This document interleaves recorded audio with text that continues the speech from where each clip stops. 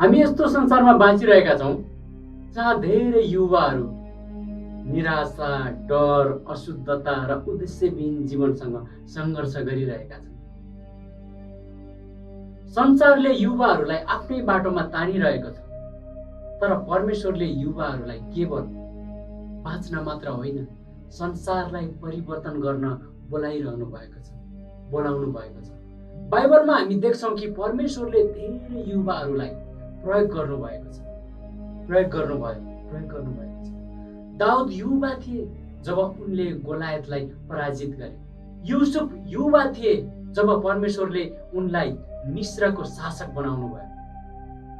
मरियम युवा थिइन्, हामी सबैलाई थाहा छ, जब उहाँले मुक्तिदातालाई जन्म दिने महान जिम्मेवारी पाइन्। यसैले परमेश्वर आज पनि युवालाई बोलाइरहनु भएको छ। आज पनि परमेश्वर युवालाई बोलाइरहनु भएको छ। परमेश्वरले प्रत्येक व्यक्तिलाई विशेष उद्देश्यका लागि सृष्टि गर्नुभएको छ।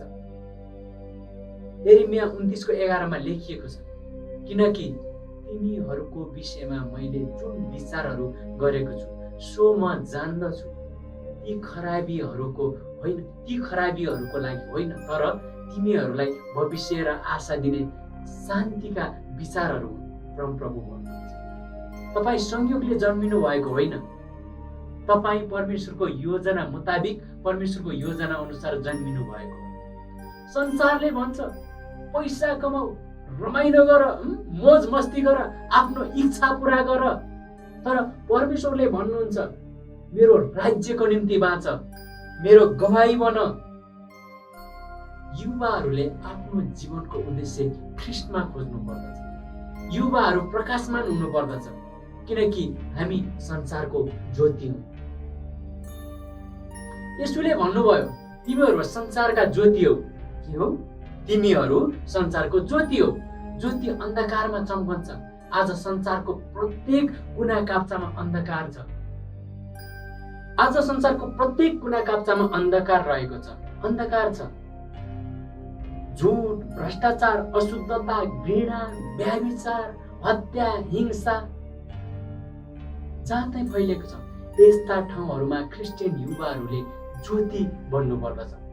तपाईको जीवनले अरूलाई ख्रीष्टतर्फ डोर्याउनु पर्दछ।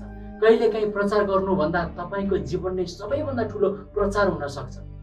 क्रिस्चियन युवाको जीवन चरित्र प्रचारको हुनु पर्दछ। क्रिस्चियन युवाको जीवन चाहिँ, उसको चरित्र चाहिँ प्रचारको हुनु पर्दछ। शैतान जान्दछ कि आजको युवाहरू भोलिको अगुवाहरू हुन्, त्यसैले उसले युवाहरूलाई अश्लीलतामा, निराशामा, विद्रोहमा, आत्मिक सुस्ततामा फसाउनु खोज्छ। याकुब 4:7 यसकारण आफूलाई परमेश्वरको अधीनतामा सुम्प, शैतानको सामना गर र त्यो तिमीहरूबाट भाग्नेछ। हामीले आफ्नो शक्तिले होइन, परमेश्वरको शक्तिद्वारा विजय प्राप्त गर्नुपर्दछ। विजय प्राप्त गर्नेछौँ। प्रार्थना, उपवास, वचन अध्ययन र पवित्र जीवनले हामीलाई बलियो बनाउँछ। परमेश्वरले युवाहरूलाई प्रयोग गर्न चाहनुहुन्छ।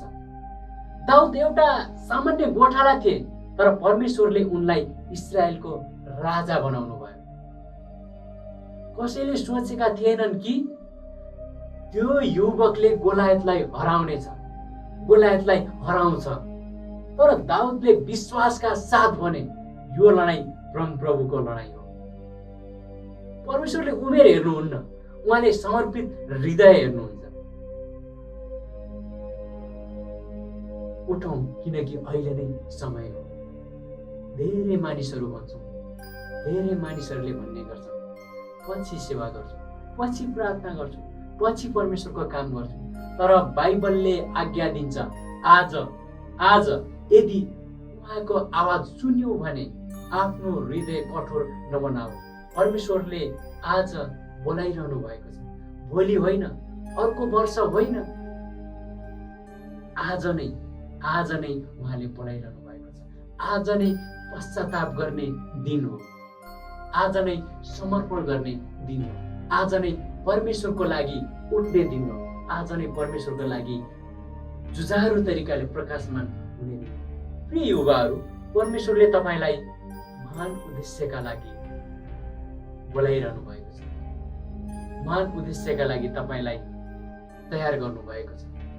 प्रार्थनामा, पवित्रतामा, सेवामा, विश्वासमा, सुसमाचार प्रचारमा संसारलाई क्रिस्चियन अगुवाहरूको आवश्यकता छ जो परमेश्वरप्रति समर्पित छन्, परमेश्वरप्रति समर्पित भएका छन्। आज हामी सबैले हृदयदेखि नै भनौँ, प्रभु म यहाँ छु, मलाई प्रयोग गर्नुहोस्, म उठ्न चाहन्छु, म तयार छु तपाईँको लागि, म तपाईँका सबै उद्देश्यहरू पुरा गर्नका लागि म तयार छु प्रभु। आज भनौँ, आज नै हो त्यो दिन। आदरणीय साथी, तपाईँ यो भिडियो हेरेर यहाँसम्म आइपुग्नु भयो भने तपाईँलाई धेरैभन्दा धेरै धन्यवाद छ। तपाईँलाई मन पर्यो भने आजको भिडियो लाइक, सेयर, कमेन्ट र हाम्रो च्यानललाई सब्सक्राइब गरेर हामीसँग जोडिनु भएको होस्। तपाईँलाई आजको भिडियो हेरिदिनु भएको लागि धेरैभन्दा धेरै धन्यवाद छ।